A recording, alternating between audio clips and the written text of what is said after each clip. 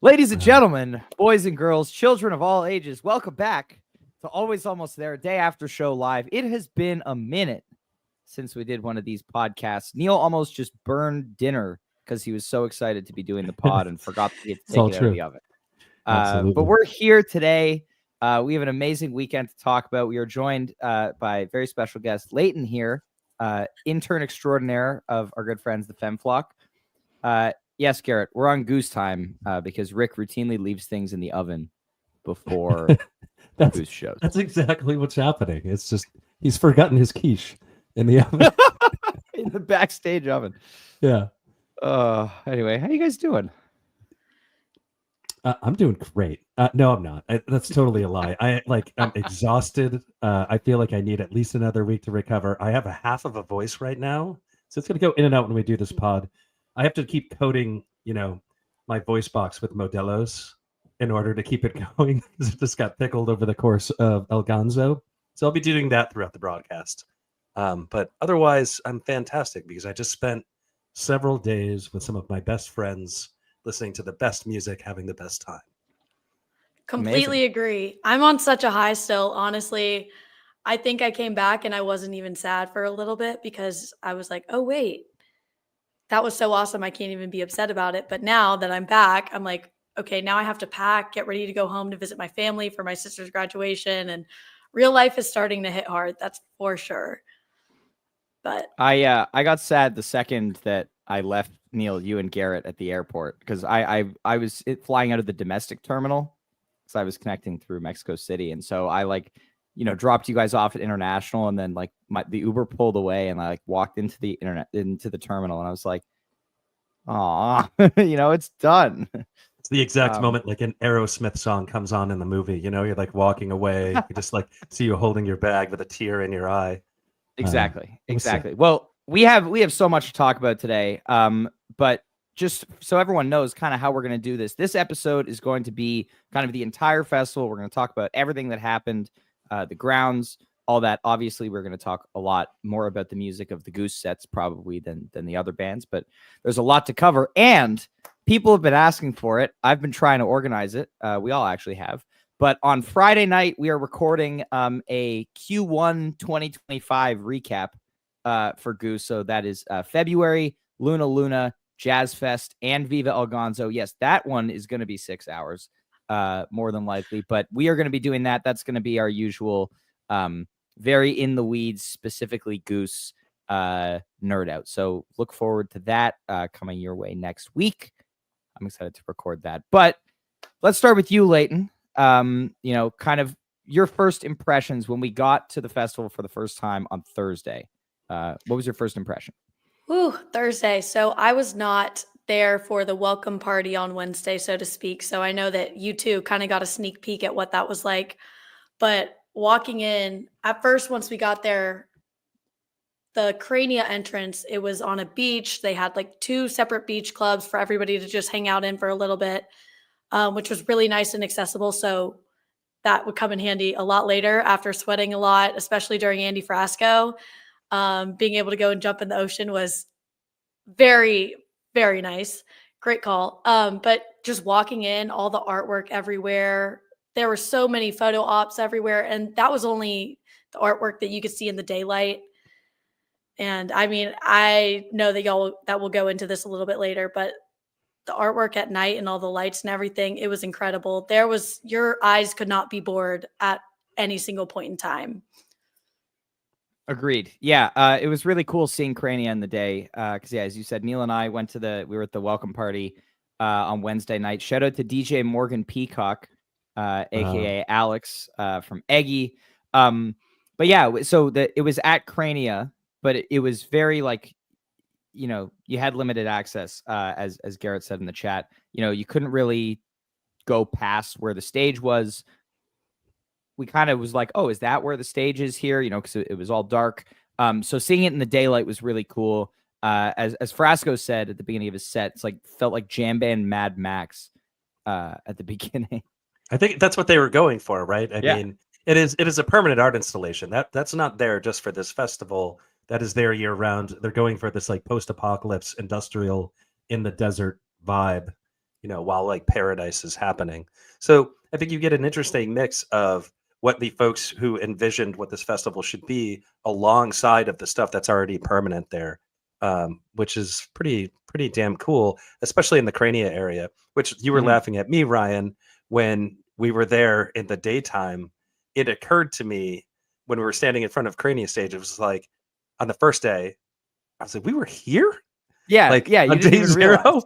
like it didn't even make sense to me that we were in the same place. But that's how much they transformed the space from day to night. It like absolutely blew my mind, the difference of looking at the same exact concrete structure. And it seemed different and larger to me at night. And I don't know how they did that. Yeah. And honestly, let's go through. Let's just talk about the grounds before we get into the music. The main stage. So obviously, Crania was this very like it was dirt. It was right next to the beach.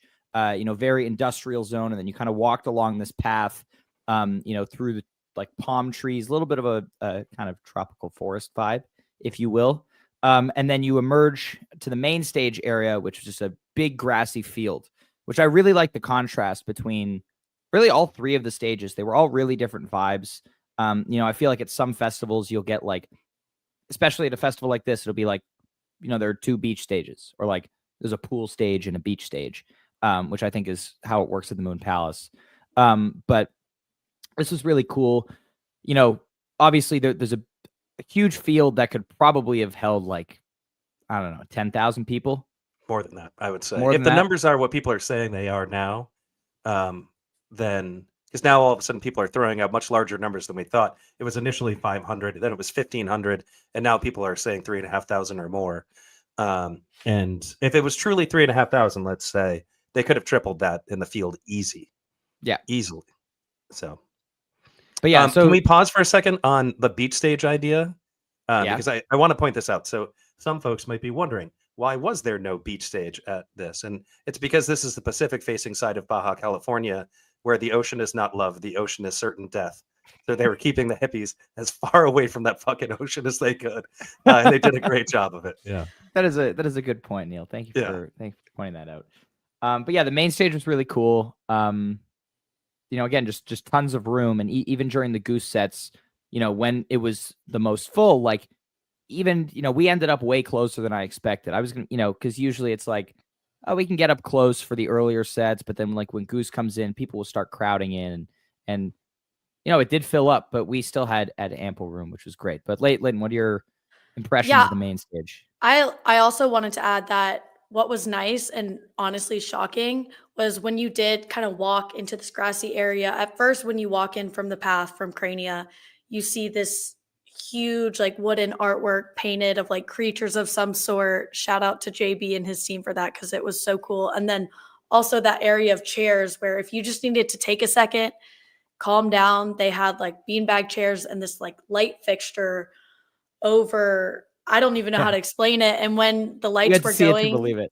Yeah, it was almost like a fan painting a picture, so to speak. And then on the side, having all of like the food and drinks near each other next to the merch. I was so impressed with the pricing of the food, just to put that out there, because when you go to a festival, you're like, oh, I'm going to have to go pay $20 for a hot dog. That was not the case at all. You could go and grab 2 really good quality tacos with fresh corn tortillas for $8 each. I thought that was such a steal. And then, like you said, the main stage, it was beautiful, grassy, big and tall. It was nice because we could all take our shoes off, relax a little bit. Well, sorry. I took my shoes off. Yeah. I did too. Neil did.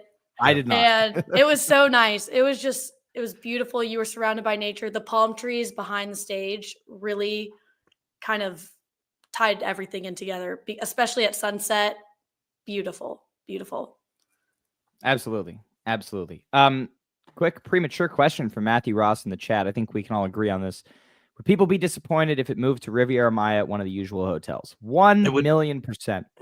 Yep.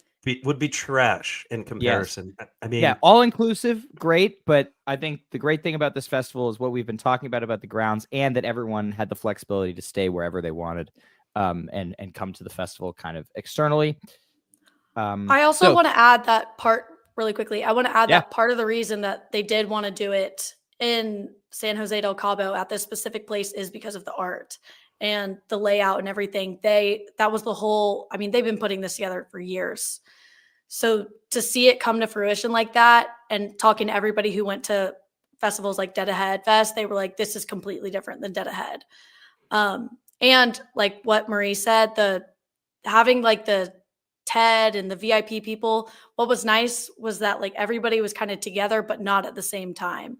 And there was like a division of where like the VIP people were standing versus where like everybody else who just had like a normal ticket could stand. So that was really nice to allow more people to kind of get up closer to the rail in comparison to having like the VIP kind of take over the front spot. So I thought that was really good that they had availability for both crowds to occupy both spaces. 100%. All right, and then our final stage, the Round Rock stage. You have to walk. You had to walk through a little corn maze from the main sugar, stage to get there. Ryan. I'm told that's sugar. I'm gonna keep saying corn maze. Okay. You have to walk through some sugarcane maze. Yeah. Do not smoke in there. You're not allowed to smoke in there. That's definitely the vibe. Thank you to all the Wooks who didn't smoke in there and didn't burn down the entire festival grounds. Yep, that would have been bad. Nicely done. Guys. Yeah, and then you got to like a cool fountain. But then Round Rocks, the cool thing about Round Rocks was the stage was in the round. We'll talk about that more, I think, when we get to the acoustic Goose set from Saturday. But large rocks, as you might imagine, with a name like Round Rocks, but on all sides and kind of going up. So there was an elevated viewing area. So even for the acoustic Goose set, where it got kind of busy, where in the round you might not have been able to see the band as well if it was all flat, you had these different levels. And I think that there was also some great exploration to be had. Like at night, they had cool lights happening up on the rock. So that was a really cool area. I liked it a lot. Yeah, man. I mean, that stage was everything that it needed to be. You kind of exit through the forest after being in the grassy field, going from the post-apocalyptic beach area, and it's just like an entirely different vibe, right? There were a couple things we didn't talk about at the main stage area. There was like the dome area with the couches. Oh, yeah. The AI thing that, like, if you looked at it, it turned you into something else entirely, which is terrifying. I'm sure some people got stuck there for far too long. And so there's like a bunch of like different things kind of built into this. But so there's this grassy field, and then you're back in the desert again. And the vibe there was just right, in the music that they had in this spot. Every piece of music I heard in that area was like just right for the vibe there. And what a unique experience to have 3 different stages that just feel so different. And I thought it was just right. It was perfect. Mm-hmm. Leighton, what were your thoughts on Round Rocks? Yeah, Round Rocks was awesome. I like how intimate it felt. It didn't really matter how high up you were either, because wherever you were standing, you had a different view. And I'm trying to think about the best way to phrase this. When you're around like the stage and it has like this 360 feel to it, the environment is just, it really feels like a cipher, like kind of a hip hop cipher, like where everybody's included and nobody's like kind of on the outskirts, because everybody is just in one together, so to speak. So I thought it was really cool. And I think the artwork in that area was especially good. All the signs that they put together. I loved Round Rocks. Like Neil said, having such different stages for everything was just the cherry on top. Yeah. So we were lucky enough to just run into one of the guys at the dome with the incredibly psychedelic AI shifting thing. And he was like one of the visionaries behind like building this thing. Justin. Yeah. It was Justin. Yes. And he was talking about how when you do this kind of thing, typically you have a blank canvas to start and then you craft the experience, right? And his thing was like, we did not have a blank canvas. It was nothing of the sort. We had this amazing stuff here already, and we just augmented it with our ideas.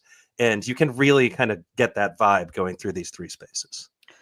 Also, I think it's important to add that not only did they have like the art on the premise, on the campus, whatever you want to call it, but they had local artists come and sell their own work, sell bracelets, like paintings, everything. That was so cool. And I feel like it really immersed everybody into the whole experience of San Jose del Cabo. And not only that, but there were locals there just to see the show as well. So they felt just as part of it, which was really cool for the fans as well. Absolutely.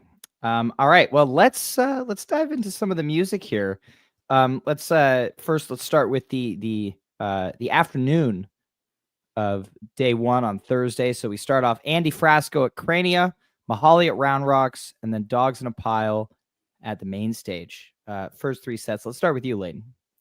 Frasco knows how to throw a fucking party. Wow. I mean, I have never sweat so much in my life, truly. That was so fun. His band is crazy. I've seen him once in an acoustic setting, but Interesting.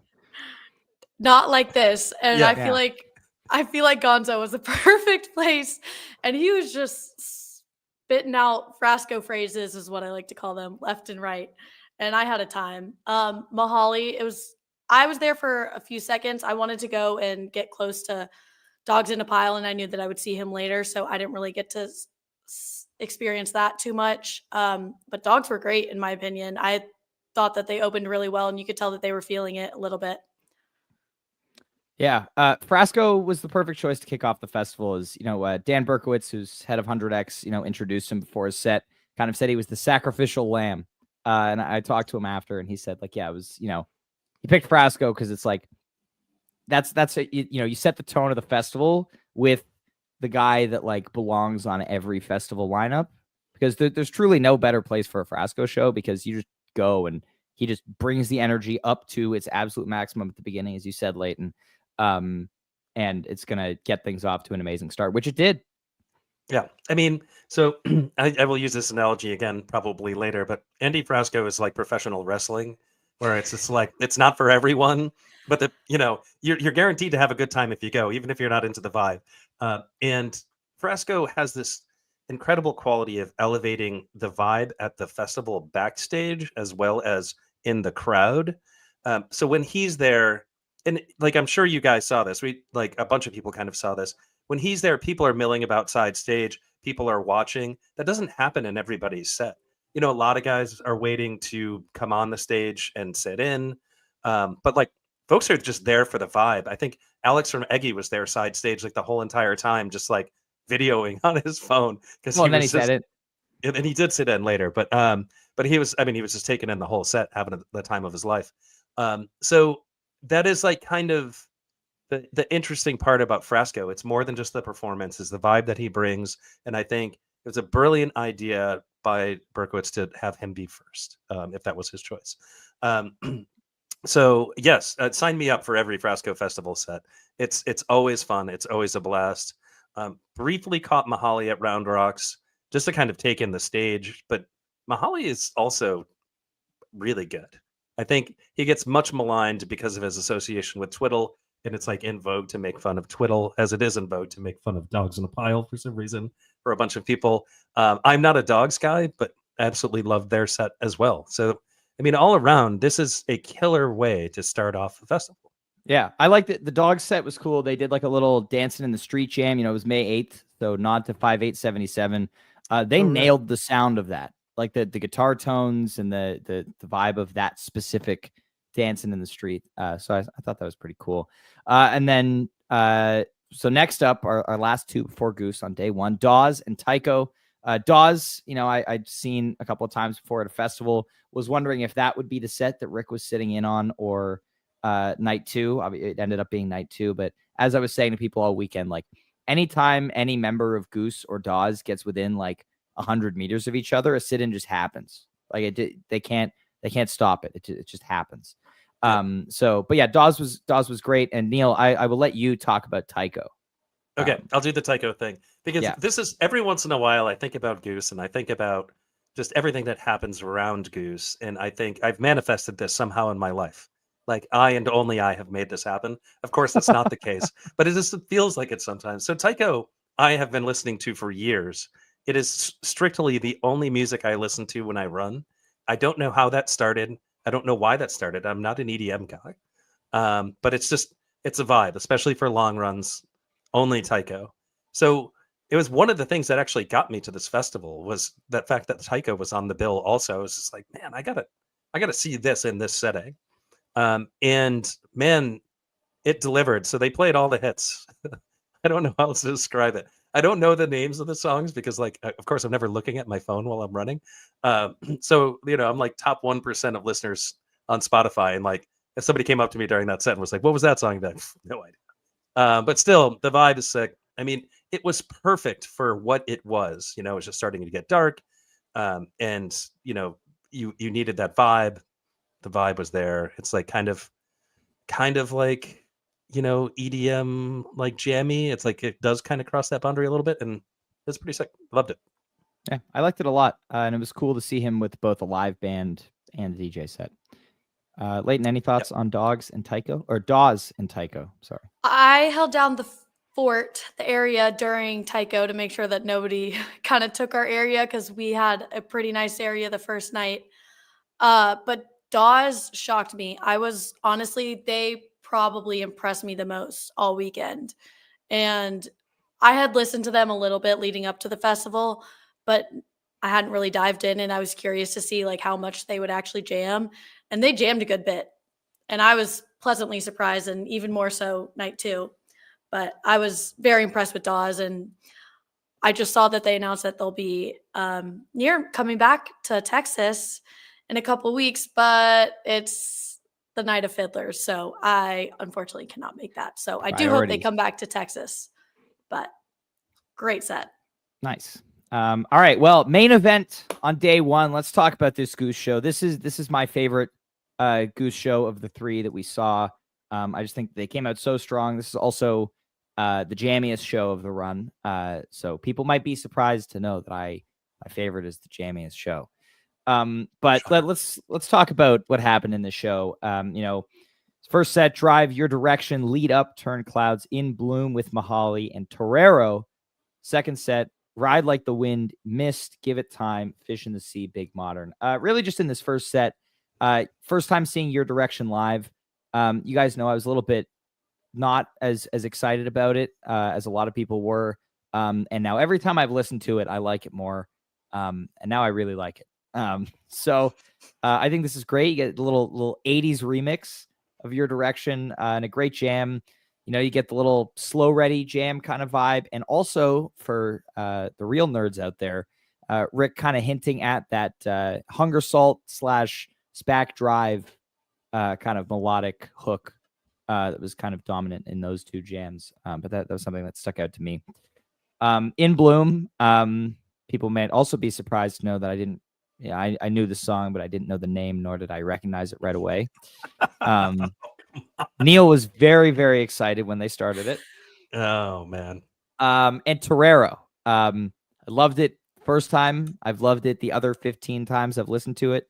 And I'm just happy that like they still had Dustin and Iguana in their back pocket that they hadn't played yet. And they're just like, fuck it. We're going to play this completely unreleased song that, by the way, has this really cool dueling lead guitars section and really sick jam. So this was a fantastic first set for the festival, not to mention the smooth segues between Drive, Your Direction, Lead Up. Yeah, man. Everybody's talking about yacht rock when they talk about Your Direction, and I think they're thinking about the album cut. But that one, I just got the ounce, man. It was just like a lot of ouncy beat underneath all of it. So it was like ouncy yacht rock for, I think it's like 17, 18, 19 minutes. I forget the timing on the track, but I thought it was great. It did stay in a lane for the whole entire time, so I could see how that could get monotonous for you. You want exploration. You want something more than that. I enjoyed it. I think if they explore this kind of thing more often, it's fun. There's a couple times throughout this, this 3-show run where I don't think they were trying to jam as much as they were trying to lay down a track for people to dance to. We're going to talk about this one later where we disagree on another thing. But and that I think is what this was. It was like, let's just lay down a beat, let's vibe, let's dance. And I will say this one thing. There was some of the most furious dancing in a Goose crowd I've ever seen at this show. Like, people absolutely raged. Of course, you're going to fly hundreds or thousands of miles to get to Cabo to see Goose. You're obviously into the thing, right? So like you're gonna rage a little bit when you get there, but I don't think I expected the amount of raging that I saw on this, especially on night 2, which we'll get to. Torero thoughts real quick. 2-Guitar Goose, Latin vibe, incredibly sick. Can't wait to hear it again. No thoughts on In Bloom? Yeah, In Bloom. I feel. Can I tell everyone what your reaction was? I don't even really recall, but yeah, go for it. Basically, it started. Neil just gets this shit-eating grin on his face and goes, "I fucking hate Nirvana," and then proceeded to sing along to the whole thing. Yeah, I mean, actually, Nirvana is so. If y'all don't know me, like the thing about me is I grew up like when grunge was happening, and I didn't like a single note of it. I didn't at all. I hate grunge music. In fact, like Mike Morosky right now is having a heart attack. Like I'm of a certain age. This is true. But like like Stone Temple Pilots, no thanks. Pearl Jam, absolutely not. So Nirvana actually is one of the bands that I do like out of genre, but that's another story for another time. I did think it was like an interesting choice because when you listen to that song, it's kind of like it felt to me at the time it was Kurt Cobain's FU to his fans that like weren't really into his music and they were just kind of there because of the scene. So I was like, this is like an odd thing to throw in here. But maybe they weren't thinking that. Maybe that was just Mahali's vibe. I don't know. It was just fun. Yeah. Yeah. Leighton, what are your thoughts on the first Yeah, segment? I thought that the Your Direction was great. I think a lot of people were wondering what it was going to sound like live after the studio version. So having that upbeat tempo and little 80s piano behind it, I was moving and everybody was loving it. And it was faster, which I really liked. And then also side note, when they go into lead up, Peter says, he's talking to the crowd. He's like, "What's up, everybody? Like, are you all feeling good?" Peter, are you feeling good? The fact that he was playing that well when he had food poisoning, I was like, like crazy. Just needed to put that out there. Thank you, Peter, for roughing through that. And then In Bloom, I did not expect them to bring out Mahali first night, but I'm so glad that they did. And play a Nirvana song. That was totally out of left field for me. I did not expect that. And then last but finally not least, Torero. I was so excited when I heard it. Everybody's kind of like, "What is this? What is this?" I was like, I don't know. It just kind of sounds like a song that they would have written, and then we find out that it's new. But the like Spanish and Latin guitar section goes so hard. It is so good. Like, and I haven't had a chance to like dissect all the different parts of like the lyrics, but I'm really excited to dive into that one. And they had a nice little dark jam session in there as well. So I'm really excited to see how they grow into that jam. Yeah. 2-Guitar Goose, baby. It's so good. And I know last thing on the set, I just know Neil was disappointed that they didn't do Doobie Song with Mahali. I was really stoked for Doobie Song. Yeah. It felt like appropriate for the time too. But I will take a I wonder if there was a guy ready to try to pick up a girl near the stage mics. Just to do a recreation of Lincoln Hall 2019. Exactly. That would be amazing. If you haven't listened to Lincoln Hall 2019, I think it's appropriate for my Lincoln Hall 2019 plug right now. Go listen to it. Finish this, or like listen to the encore break in between, or is it after? I don't even remember now. But there's a spot in there. Just the Riz is incredible. But I do want to say, like, I love every Goose set that's bookended with 2-Guitar Goose, and that is what we got there. So yeah, excellent. There we go. Second set. Ride Like the Wind. I guess I already read this, but I'm going to read it again. Ride Like the Wind, Into the Mist, Give It Time, Fish in the Sea, Big Modern. People had said that Ride Like the Wind had been sound checked on Wednesday as a sandwich with Your Direction. So when they played Your Direction, I was kind of like, oh, maybe Ride Like the Wind was like just like a gimmick that they were sound checking. We had speculated who was going to sing the Michael McDonald parts. It was Cotter. Wait, were we surprised? Yeah. The guy with the least Michael McDonald-y voice in the band. But this was great. And again, more segues. There were so many amazing segues this weekend. But Ride Like the Wind, Into Mist, super long intro. Like Neil, you and I were saying, like Rick did not want to play the song. Like he was just hanging out. Like, I'm going to stay in this vibe forever. I feel like it's appropriate to mention right here in this spot. Ryan called Into the Mist while they were still playing. No, I called Into the Mist when they segued into the Mist. No, I don't know, man. Nobody around. I called it based on the key change. In any case, I was shocked. I was impressed. I'm giving Thank you you. props right now, which we rarely Thank do you. on this podcast. I was told at Viva El Gonzo that I hate you. So now I'm trying to give you props. This is me lifting you up, Ryan. I'm doing my Thank you, best Neil. right now. You're welcome. Thank you. Thank You're you. the best. Yeah, it's pretty solid mist. This is continuing the trend that I think we've talked about since kind of middle of last fall tour. I want to say since like the Nashville version last fall, they've been trying to do something different with mist. We got kind of the slower jam and Cincy. Goose Mist, we talked a lot about, just felt like they were trying to go in a different direction, open to show in February. But this one kind of weaved in and out of like the more typical 2024 Bliss Jam a couple of times. Some really cool tones in here, especially from Peter. But I really love the last couple of minutes, that ambient wind down into Give It Time. I think that was really, really amazing. Yes. I will say this. The mist, so this is where the stream cuts out, by the way. It cuts out in the mist.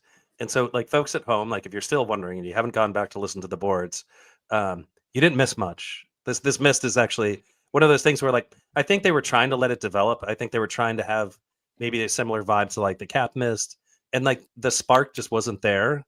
And it was, like, a really long time. They were really trying for the spark. Fiddlers, and then, Matt. yeah, they're trying everything except finishing it. Fiddler's one set of just finish miss. And then, of course, Give It Time, I think, was like this amazing moment where, at least for me, I looked around and I realized, like, oh my God, like I'm here with all of these people. And of course, it's like a super emo song. And like, I got super emo in the moment. I was just like, I'm so grateful for all you guys. And I just started repeating it over and over and over again. But I think everybody around me started like looking around and looking over their shoulders and just kind of realizing just how special this place was. And the vibe in that moment was immaculate. Really, what a cool thing to talk about. Like we're not going to talk about this when we like recap the show like in depth, but like, man, on a vibes level, it was something.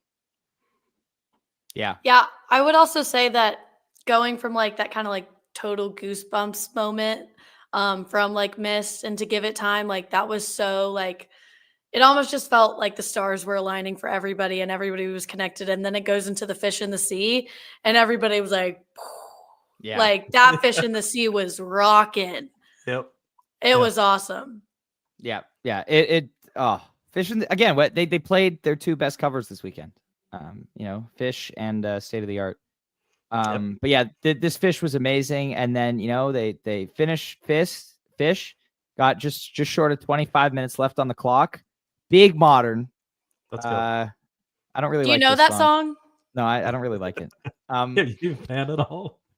Let me tell you, I know you guys aren't nearly as high on this Big Modern as I am, which I don't really understand. I understand your critique that it kind of does one thing, but it does one thing in the way that like a jam like the Goose Mist Hunger Site did one thing, where like it's so good and it's patient development of one idea. Goose kind of has two different ways of approaching jams. There's this one, which is an idea comes forth like very early on in the jam, and that's what the jam is going to be. Or they kind of, they can move through different sections. And this one, Trevor and Peter hit this lick early on that they just like, repeat over and over. And Neil, as you always use the like analogy for Cotter's playing, like brick by brick, building an intensity, and then Rick hanging back on rhythm guitar, which, again, it's just like building up, like, I think of like a dam. And there's just like pressure and pressure and pressure building up. And when Rick finally hits that first lead lick, it's like the dam explodes and it's just like, whoosh. And the Kool-Aid guy just comes jumping through. Oh yeah. Yeah. And you get this amazing sustained peak, and then a little bit of an extended, kind of the dark outro before coming back to Big Modern. But I have also listened to it a lot. I think I've listened to it 5 times today. Come on. I'm not exaggerating. That's incredible. Wow, Mom, great question. Does anyone else think it was the GOAT Big Modern? I do. Jive Goose will have opinions about that on Friday. You can count on that. Oh, Leighton, what did you think of this Big Modern? I mean, I thought it was great. Honestly, I knew that you were going to dive deep into it. So I was like, I'm just going to let him take it. I didn't think it was like absolutely crazy. I still thought it was really good though. Especially for it kind of like tying everything together at the end. I thought it was good. It's good. I do like your Goose Miss Hunger Site analogy. I think that's appropriate here. I don't think it's as good as Goose Miss Hunger Site, but well, no, but it's really good. It's a similar kind of idea. Yeah. Hey, stuff happened after this. Can we talk about that? Because that's the truly remarkable thing. My mind was sufficiently blown at this point. I was good. I was ready to go to bed. Not because I was tired, but because I was just like, my face has just been melted off. What a fun time. And then we had to go do more, which was like kind of the theme of the weekend, where it's just like, oh, did you just have the time of your life? But wait, there's more. And that's what we got. Yeah. Well, yeah. So we go back to Crania here at night. When you're walking to Crania, let me tell you, oh boy. So they had these like lights on either side of the path that like kind of like swept across, making it look like it was the ocean in the grass. Lights kind of going through the trees. Very psychedelic. Very, very cool.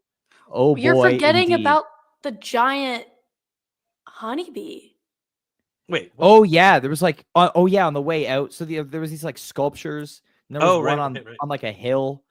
But it was a walk, but they did not, it wasn't like we just have to get to the next stage. It was like let's like stand here and look at the cool lights for a second. Yeah, there was a mosquito too, Garrett.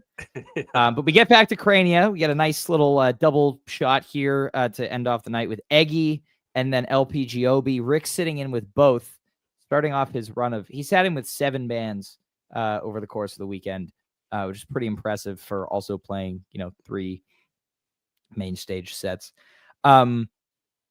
Eggy set, Eggy is an amazing band for this slot. They played an excellent hour-long late night set. That's on Nugs for you to listen to. Also, so far, by the way, Dogs, Eggy, Dawes, and Pigeons are all on Nugs. If you were at Viva El Gonzo or you want to hear those, all 4 of those also have sit-ins from members. Wouldn't it be sick if somebody made a playlist? That's actually a fantastic idea, Neil. No I will make a playlist after this podcast, and I will post it on socials so people can listen to all the sit-ins. Wow, Neil, what an amazing idea that is. This guy, yeah. There we go. So Rick joins Eggy, so they play this amazing set of their own music, really like late night grooves. Must Come Down, Rozzy, highly recommend. Rick comes up for You Can Call Me Al. Nice little duel with Jake. Cool stuff. I cannot believe that was only 6 minutes. I thought it was 10. I can't believe that was only 6 minutes. That was like the peak moment of the day for me, was right there. The You Can Call Me Al. That was so much fun. Best non-Goose set of the weekend. That is bold, and I might agree. I don't know. I have to go back and re-listen to them all, but I had an absolute blast. You did. Probably a good set to listen to if you've never really listened to Eggy. Yeah. It might be a good intro to Eggy, although, it's probably pretty good. So definitely worth it. If for nothing else, to catch the vibe in that You Can Call Me Al. There you go. Leighton, your thoughts on the Eggy set? Yeah, I thought the You Can Call Me Al was good. I will say I was so tired at that point that my brain wasn't, I mean, like Neil said, my face was melted. I was like, how is there more? And I was just like so tired by the end of it. We ended up staying for the end of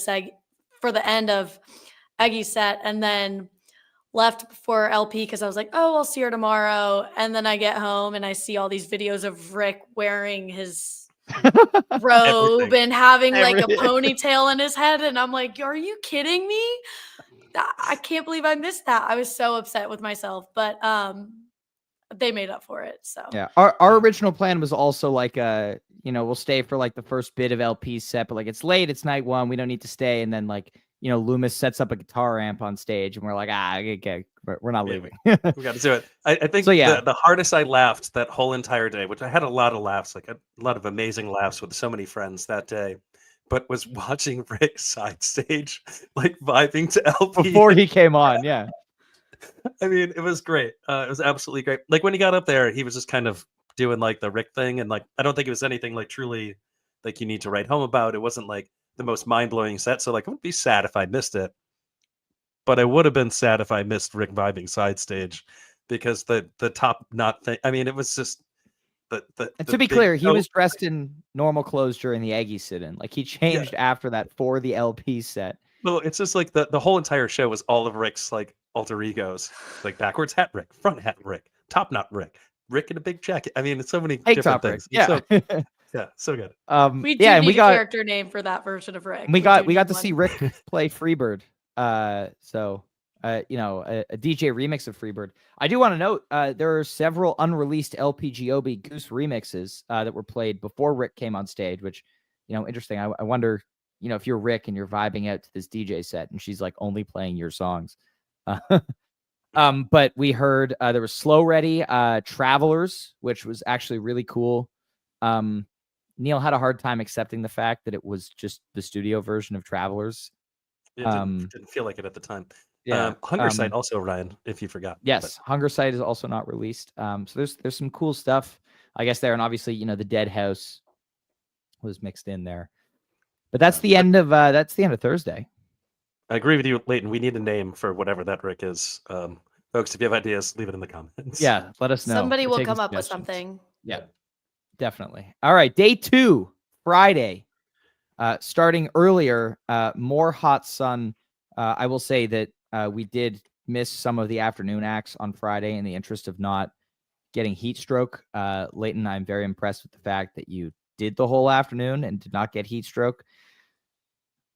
I don't know how I didn't. I mean, especially during Rivka, I had to take a break and go into the ocean. Just submerge. But Crania was really hot. Somebody said it earlier. It was very hot, but I had a fan, a little collapsible fan, and then a hand fan. So I was doing double time with both of those just to stay cool. But they were great sets, I thought. Yeah. So we started off with the double dose of DJs, Riv Caruth, and then LPGOB's second set within 12 hours, which is, you know, impressive for her. You know, Peter making an appearance. He was looking much better. Neil, you went for a run with him earlier that morning. Peter. Yeah, he had fully rebounded at that point. Like I asked him specifically, I was like, I heard you were sick last night, and he was like, dude, like, boy, was I sick yesterday. But they somehow propped him up, and he got up there, and you wouldn't have known unless like people didn't point it out. Contrary to rumors friends of ours are spreading that are now all across the internet, Peter did not poop his pants on that run. It's very important that I mention that, because now like I'm going on Instagram and there's like meme accounts for like bluegrass bands posting about how like Peter pooped his pants at El Gonzo. That didn't happen. Yeah, he did not. No, we talked for a while. I would have known. Also, the run was fantastic. Shout out to Grady because he won the run, won the race. Oh yeah, he did it barefoot. Winning. Well, no, it wasn't a race, but he won. He certainly won. He did it barefoot alongside me. I'm sure he could have dusted me, but a blast was had. It was a really nice moment, and I hope that they do more. I really appreciate the folks at WTED who did this. Casey also, who's behind like firing a lot of people up to do this. So yeah, it's a neat thing, and I hope it continues to happen. I hope it stays as cool as it is, because it really is an awesome vibe. And if you like running, like running and you want to run more, I believe Peter and WTED are organizing running clubs for summer tour. So go head over to the Wisteria Lane community. They've got a running club thread. You can get the information on where that's going to be happening if you are so inclined. Yeah, even if you're not a runner, go over there. Yeah, check it out. And Peter did not an official sit-in, but he was on stage for part of the Rivka set. I thought it was funny. He like went over and was like looking over her shoulder while she was DJing. He was taking videos. It was really cute. Well, he was taking videos, but then he walked up. Let me see if I can pull up the picture I took, because it's really funny. Hang on. Dead air. But yeah, dead air. Think of a joke, like a quip. Yes. Well, actually, how about this? Let's pause for a moment, because I wanted to ask this. So everybody experienced the accommodations of this differently. Ryan and I, we stayed in a hotel. Leighton, you stayed at an Airbnb. Yes, we were like a block and a half away from y'all. We were in the arts district. It was beautiful. Yeah. We stayed at, I think, which was okay. Like, actually, let's pause on this. Let's do the Rivka Ruth thing. Yeah, there's this is Peter during the set. It was great. Like, what exactly is he doing there? He's curious. Look, he's like, what you doing there? Oh yeah, like it's this like classic smile. So Yeah. good. Oh, and she's got the great blue shirt on. That's adorable. Yeah, I wasn't there sure. for that set. I stayed home. But in any case, so we stayed at the Flamboyant. We had an excellent rooftop pool that was shared with so many like amazing folks. Too many to name on the pod. But boy, did we have an excellent day zero in that pool. That I would have flown to Mexico just to do that again, just chill in that pool. I swear to God. But in any case, Rivka Ruth DJ set, I heard it was great. I wasn't there. Yeah, I skipped the DJ early set. shows. Yeah, No, Yeah. some of us are old. It's okay. am. LPGOB, Talking and about then grunge. and then we had other afternoon set, Lalam, Pigeons, and then Dawes featuring Rick. Leighton, what were your thoughts on these? Miss Lalam, I knew that I was going to see them afterwards. I needed to calm down from the heat. Pigeons, that was my first time seeing them, surprisingly. I was very impressed. I was more excited for their late night set, though. I wanted to see how they would kind of jam in like a late night environment. But Dawes, once again, I said it once, I'll say it again. They impressed me the most throughout the festival, and I really like their sit-in with Rick. I mean, Griffin, I think, no, Taylor is his name. Taylor was going back and forth with Rick and watching that happen. And I had talked to Loomis, and he had said that like Taylor's a big fan of Rick. So he was like, this is like my Disneyland in some type of way, like where I get to go and like go back and forth with Rick on the guitar, and seeing that go down was absolutely awesome. It was awesome. Yeah.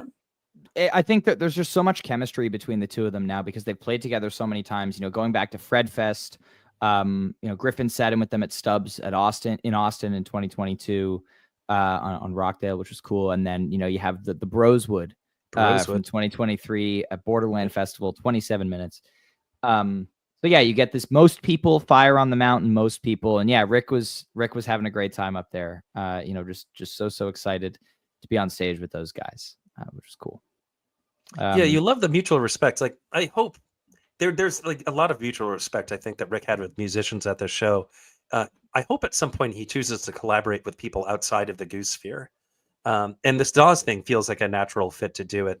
Similarly, I hope to God at some point that he sits down in a studio with Sierra Hull and does something, and we'll talk about that for the next day. But yeah, it's just I really do hope that there is something that is born out of this kind of respect amongst artists. Yeah, and Rick had this vibe on Friday, I think, driven by the sit-ins before and after the shows, that he was just so amped to be playing guitar. He sat in with War on Drugs right after, which was our next act. They were one of the only bands of the festival that only had one set. They had easily the biggest draw of single day tickets from people who weren't Goose fans. Like, looking around during the War on Drugs set, I was like, this is not a jam band demographic.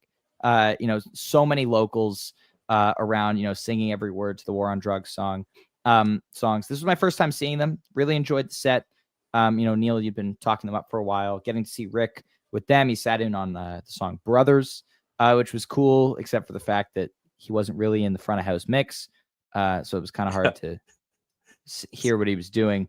But it was really cool to see so many people, at that show. And then there were not a lot of them made it through the whole Goose show. But it was cool to see like that kind of demographic kind of get introduced to Goose in the first set that they played after, which we will talk about in a minute. But you guys got any other thoughts on War on Drugs? No, I'll just say that I've been a huge fan of theirs for a really long time. This is one of those, again, weird moments where it's just like, did I manifest this? Like, they don't exactly fit in this show necessarily, other than Goose's affinity for indie rock of like the early aughts and whatever. And then they're there, and I've just been a huge fan of theirs for so long. And it's just shocking that they're on this bill with also Tycho, which doesn't necessarily fit, who I also love. And so for that set, it was one of the things that brought me there. It's like, I have to see them in this environment. I can't not. So I'm glad that they were there. It of all of the people who were on the bill, they're probably the weirdest. But the set, was good and it fit in the end. Yeah, Leighton, anything to add?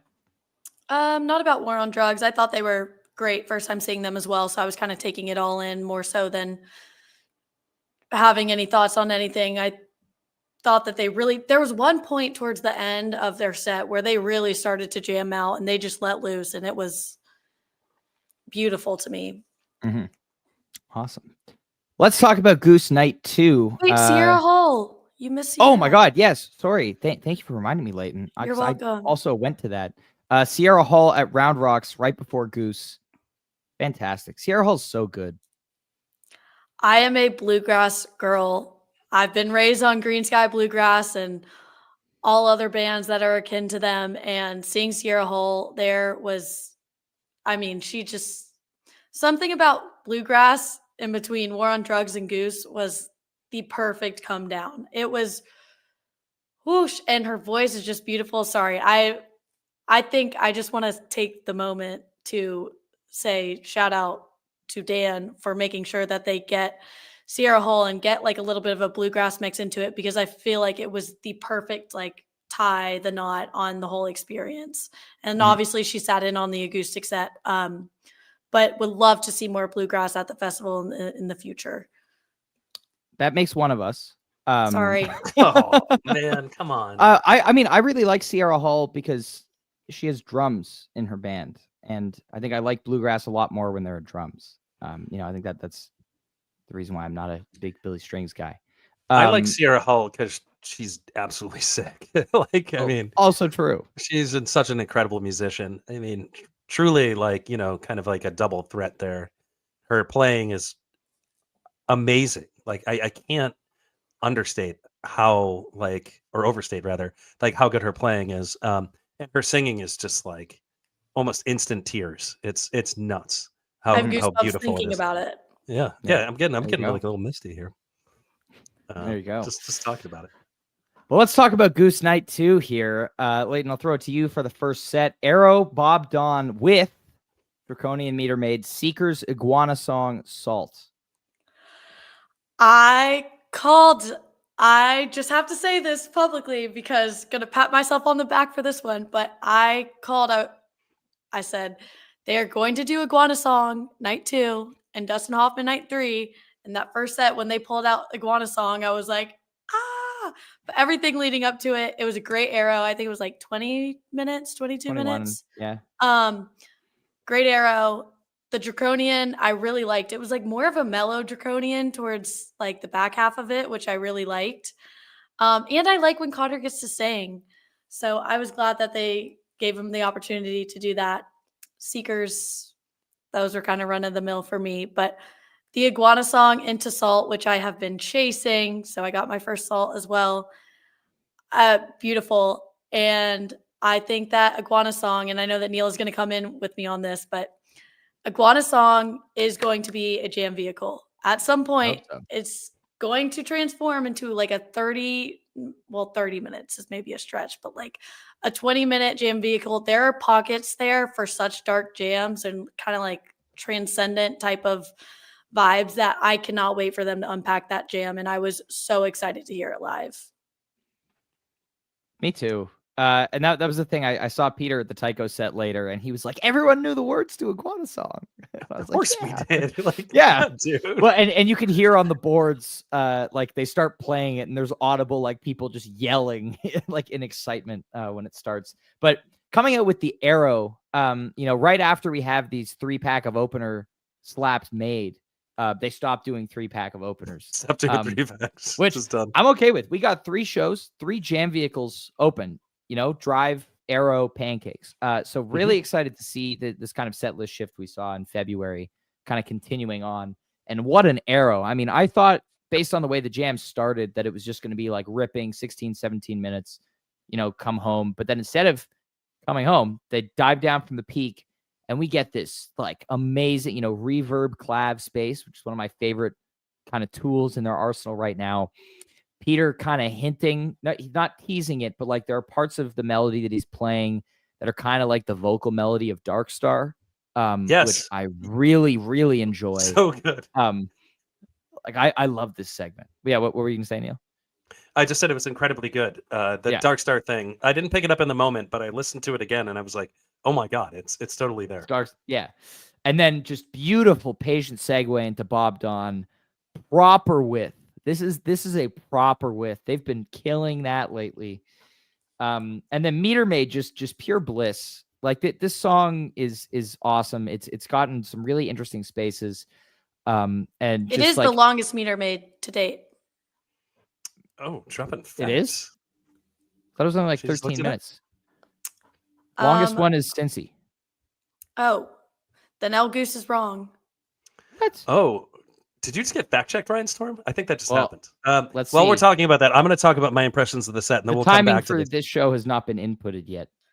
In any case, this arrow actually might be my jam highlight of the whole entire 3-day run. Ooh. I mean, go back and listen to it. I think you might agree. It's a little bit on the short side for an arrow, considering the fact, like the amount of jam that you get with it versus the amount of song, which is kind of like a traditional knock on the tune.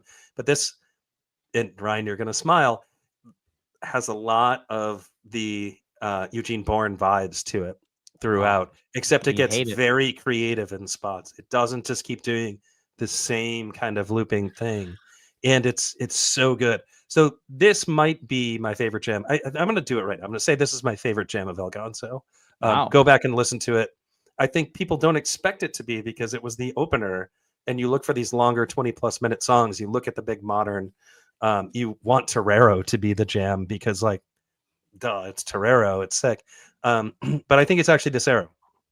So that's amazing. And then, of course, you get the Meter Maid. I think this is the GOAT Meter Maid. I think the Cincy versus this version, I think we're going to have to A-B those. But it's 1-2, one way or another. I don't, up to you where you put them. But I think it's 1-2.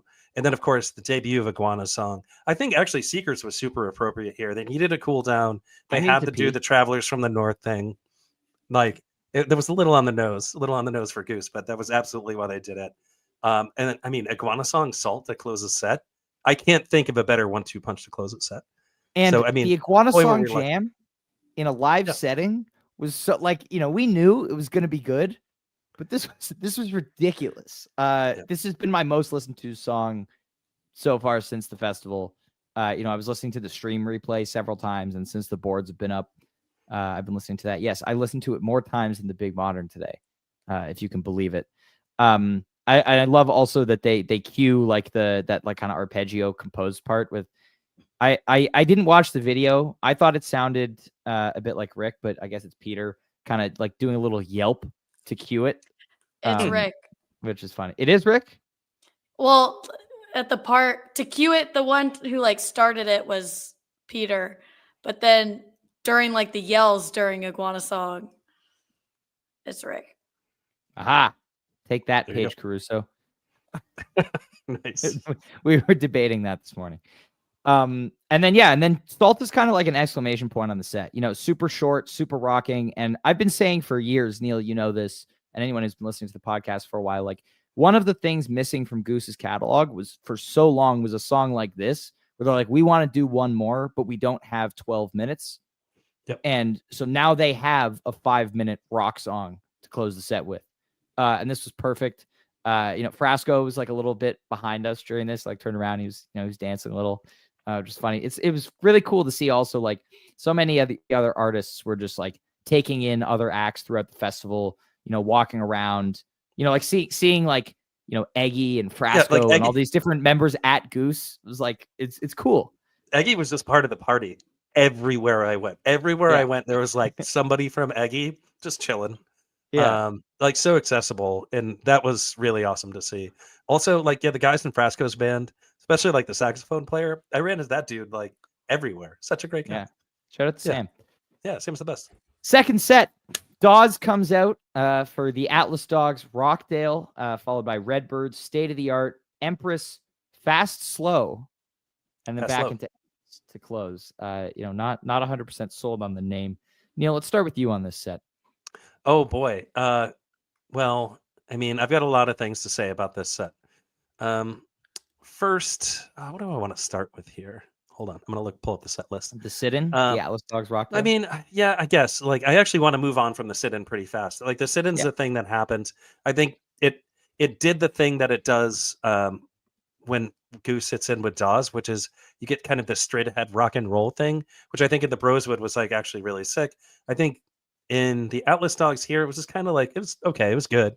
The Rockdale went to this bluesy space, and like I do have like a strong opinion on like when things get into a blues zone. Rick is just like, I am not going to play the blues. I'm going to play something that sounds anything like anything but the blues, right?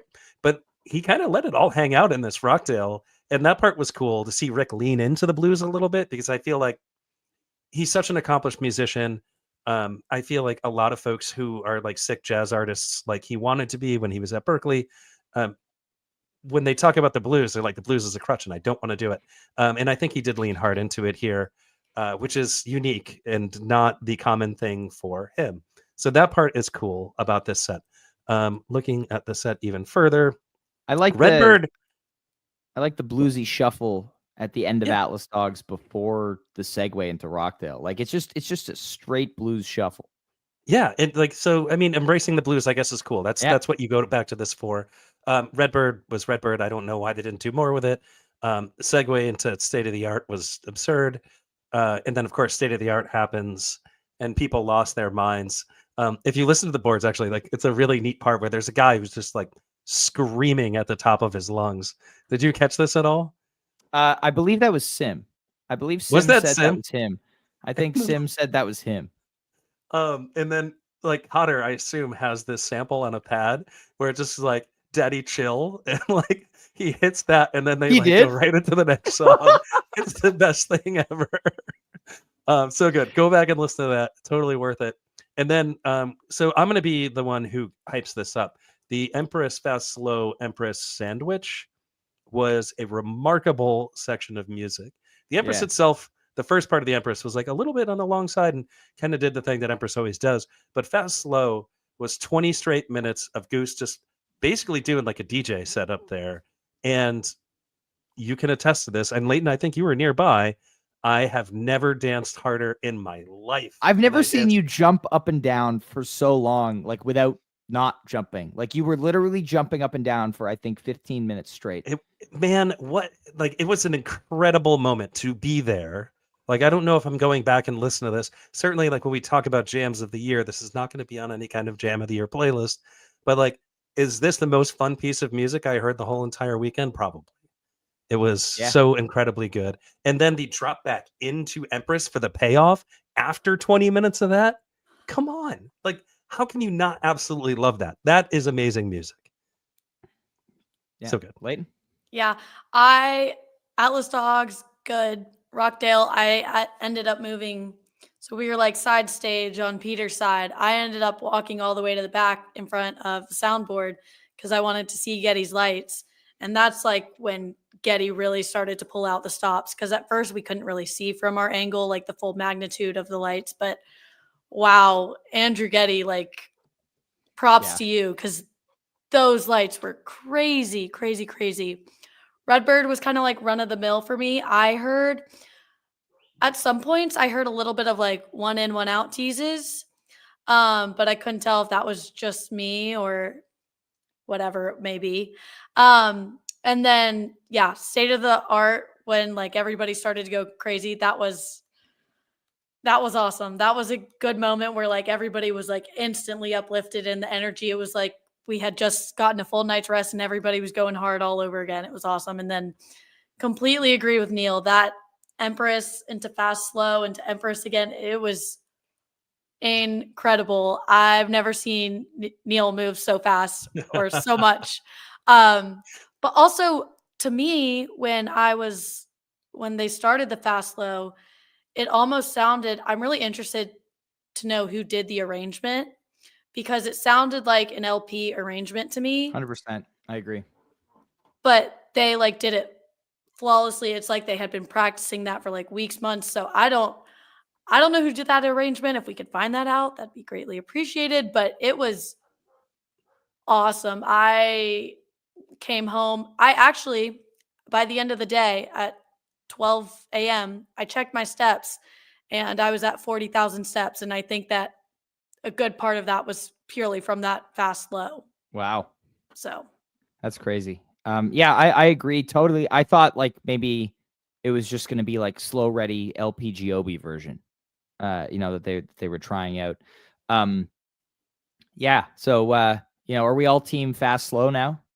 I mean, they made it easy, right? Of course you have to be team fast, like slow. you're going to be team slow or team so after this. No, like, come on. I mean, my hope is that this version comes back and it's not a total rarity. I hope it appears here and there.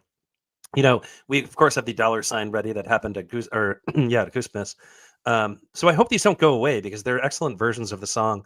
I love these arrangements, and I hope they're not one-offs because they're sick. And they spent a lot of time on this one.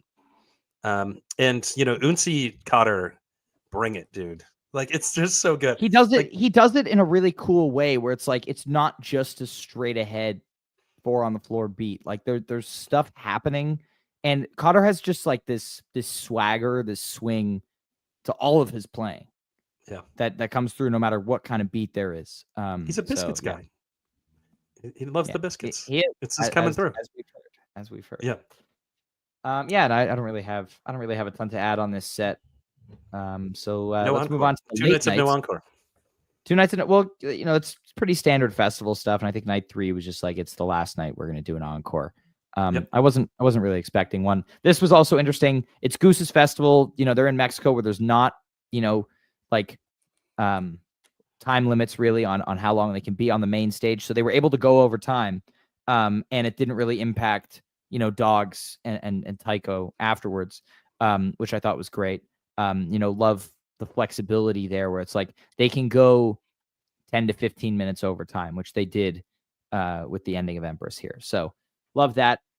Rick books it over to Crania, and Peter actually. Peter was supposed to sit in with Eggy as well on Thursday, but was obviously sick and not able to, so made up for it. Extensive Boogie On Reggae Woman, and then a Trunk Rum encore.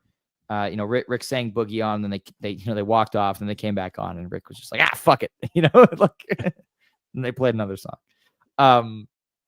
But this was a great sit-in. Rick was very excited at this point, and how shall I say this nicely? Played in circles around everyone else on stage. He played like he had something to prove. Absolutely, like he which was he just didn't. Like, listen, young men, I'm going to show you how to play the guitar. I know you have a Languedoc, but however, it was something. It was good. The Dog's late night set was great. I think they did an excellent job. But yeah, the Rick and Peter sit-in was great. The Boogie On, I think, was like 20 minutes or something crazy like that. They went on for a while there. Yes, shout out to Garrett, who nailed the call on Boogie On in that set. It was very, very impressive. Leighton, you got any more thoughts on Dogs here? I really like the Boogie On. I was grooving. And Neil said this, but Rick definitely made them look a little JV. Yes, that's right. Which I think is a good analogy, but they have so much time to grow. So it's like, honestly, it's just proof. Like if somebody's like, oh, well, like Rick's not that good, I will play that segment yes, he is. of the guitar solo when it goes back and forth between the two and say, let's revisit that. And then I like the choice to close with Trunk Rum. I like that song. I think it's fun. And the boys seem to know it pretty well. So yeah. And then Tycho closing out the night. DJ set, which Neil, you were like, what? You were right up front. You were raging. Yeah, raging. Tycho rail. I raged. I raged so hard, actually, the end of the second night that it caused me to kind of fizzle out at the end of Goose on the following night, which I regret. I wish I kept a little in the tank, but I don't regret having the time of my life during that Tycho set because I was having the time of my life. So it was worth it, staying awake till 3 a.m. or whatever. I'd do it again. Yeah, or whatever. Yeah. I have You were up a little no late. concept of time at that point. No, it's like, we're from the East Coast. It's Pacific time, and we're staying up until 5 a.m. Yeah. Saw the sunrise that morning. Another funny thing about this, by the way, is like if you are at a show on the East Coast and you're up until 4 a.m., like you're going to bed and no one else is awake. But like we were, especially after Thursday night, like we're going to bed at like 4 or 5 in the morning, which is like people are on their way to work on the East Coast. And so like my phone is like blowing up with notifications of people like, oh my God, what happened at the show? And I'm like, I need to go to bed. But it was really funny. I posted a video of like Rick playing without PGOB. I was like, good morning, everybody. This happened 20 minutes ago. Amazing. But yeah, it was great. All right. Day 3 and our final day here. Day starts off late, and I don't know if you made it to the earlier sets. We took a minute to get going, and so missed Cordova's and Sierra Hull. But I believe Cordova's played a song or two of theirs with Frasco on Thursday, which I really enjoyed. Would love to see those guys again, for sure. Yes. Oh, and you guys went to the cacao ceremony. Thank you, Garrett, for reminding me. Yes, I was going to touch on that. Garrett, So doing great Please job. go. Yeah. Keeping me on track. So what was really awesome about the cacao ceremony, for those who don't know what it is, basically Hannah and Kate put on these like pre-shows, conscious pre-games before every shows, or before like all the shows that they go to, and they do it for the band as well. But when they do it for the fans, it's awesome because usually it's maybe like 14 people, but they opened it up to everyone who wanted to come. They were maybe like 70 people at Cacao. And they kind of led a meditation. You have your cacao drink. And basically what the cacao does, it opens up your heart in a sense and kind of allows you, we refer to cacao as Mama Cacao, so to speak. And she kind of works in mysterious ways as the universe does, or as God would. So she's kind of like a spiritual healing force, so to speak. And it was beautiful outside. It was on this jetty surrounded by trees right in the middle of like the ocean, and like this little, like, I don't even know, like this bay area. And it was beautiful. Some people got to speak up and share their intentions or how they felt after the meditation. And the band got to sit in on the whole experience. And it was really cool to be connected and kind of feel really like, it kind of felt like your heartstrings were all like connected in one place. And I know that sounds very woo-woo, but a lot of people who were there were like, and who tried cacao for the first time were like in awe of just everything. And I just want to mention, it was a great community building experience, because not only did you get to do the cacao thing and be like around the band, but also you got to connect with other people. We, as the Femme Flock, we kind of got to connect with more girls, and kind of tell them about our mission and how we want to encourage more people to feel comfortable coming to shows alone. And the cacao ceremony was the most perfect place to have those conversations and foster that environment. But it was awesome. So many people got to see the band, hug the band, take pictures with the band. And it was really, really beautiful. So, yeah. Awesome. I love that they're endorsing that. What a cool thing to do. Actually, if I have one big regret about that whole, experience, was that I didn't do the cacao ceremony. I wanted to, but I also spent the morning writing code for fantasygoose.com because somebody insisted on making the Goose acoustic set a separate show. It was and Peter. That completely screwed me up. It was Peter. You lobbied. I'm not going to go into that here. But I was sitting back in my hotel room writing code and having people ferry me shots of tequila. Yes, we did. Which Josh definitely messed up my day. I brought Neil a shot of tequila. It was just like, it's like drinking tequila and coding, and then, cacao was happening. It would have been cooler to do cacao. I regret it. I won't miss it next time, for sure. All right. Let's talk about the music. Let's talk about this acoustic Goose set. This was easily one of my favorite stretches of music of the weekend. I mean, like, acoustic Goose is so special, and this was so different because any other time I've seen Acoustic Goose in Cincy last fall, or seen a Ray below, there are people there who are just like, I like Goose, I'm going to go to this show. But like, there's always been so much chomping and like, like drunk bros everywhere. Cause it's still like, it's a jam band show, even though you would think that people would calm down for it. This was different because everybody there spent thousands of dollars, presumably, or a lot of money to fly down to Cabo and get a hotel and be there for the weekend. And, they all really wanted to be there. So it was dead quiet, so respectful of the band. And you got this amazing set, a bunch of covers, Sierra Hull sit-in. That was absolutely amazing. Neil, I'll let you go into that in great detail, but I just want to say, like, the dim lights, that's always, like, since the first time I heard it with a Ray Below, like, it's been one of my favorite songs. So beautiful, so well written.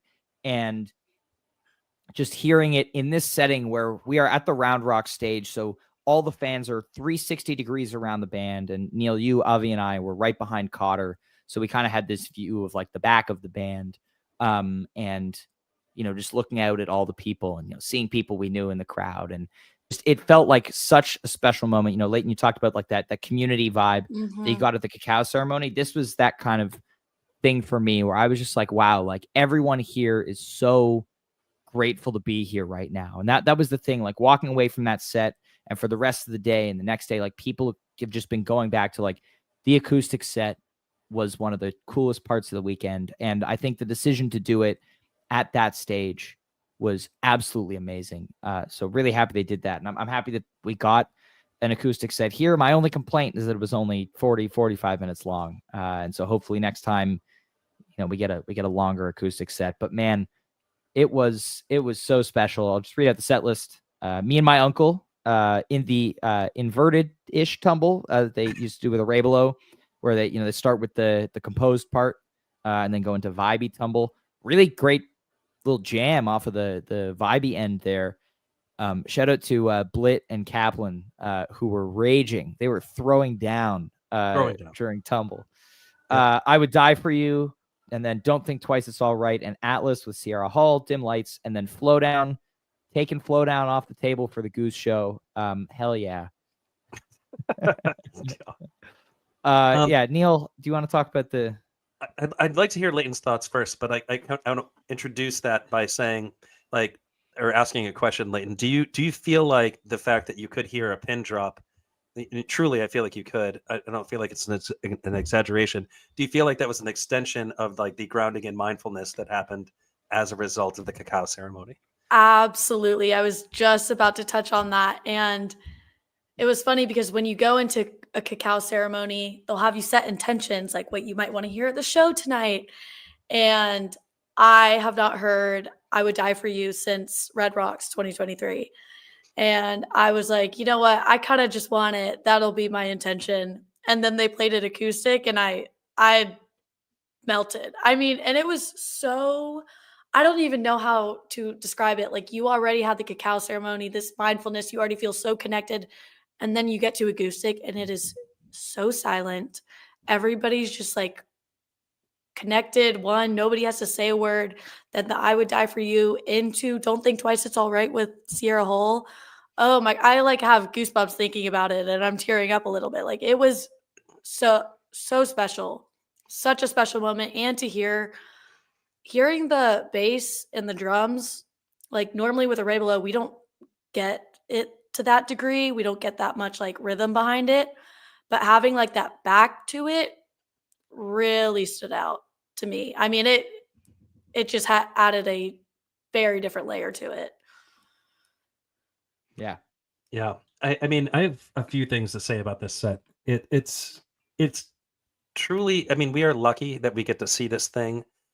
We only get to see this thing as long as Goose remains small enough to do this thing. And so we got that here.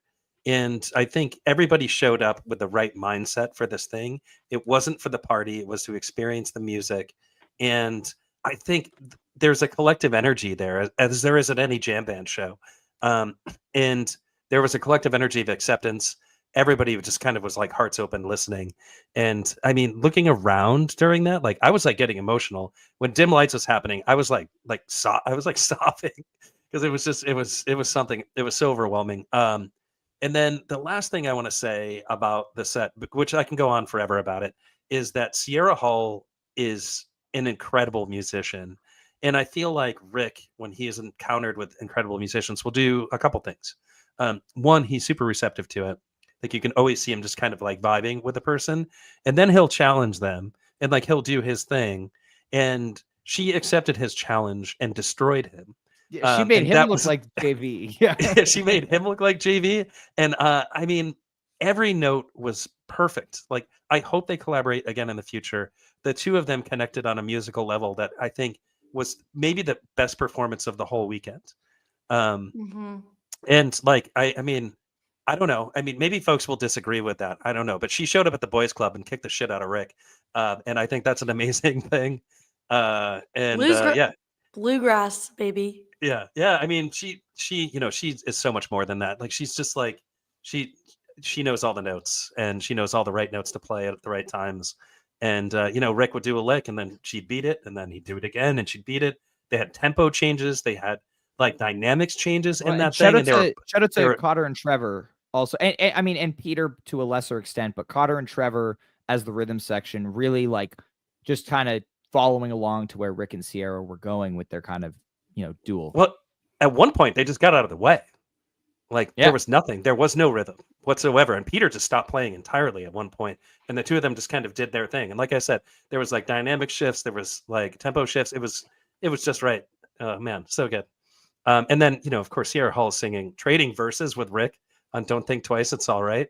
Oh my God. And unlike Rick, she feels bad when she messes up the lyrics. Oh, yeah, that's the other thing about this that I want to say is Rick destroyed me and my uncle. Like I don't know what he forgot an entire verse. There were people, there were people like next to him in the front row who sang the entire second verse at him while he was just like he forgot it. And he had the teleprompter, and it was the first song of the set. Like he really had no excuse to not have the words there. He can do whatever he wants. It was pretty funny. Yeah, it's always amusing when that happens. Great set. All right, so we get that, and then from there, you know, rounding out the pre-Goose, we got Eggy, Frasco, and Lalam.